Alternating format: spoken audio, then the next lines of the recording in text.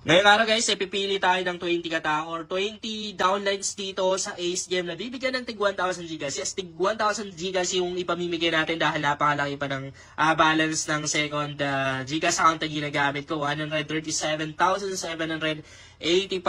pesos. Pipili tayo dun sa mga nag-download ng application na Ace Game na nasa comment section at dun sa gumamit ng referral ID ko. Pero hindi ko kayo pinipilit guys ha, hindi yan pilitan.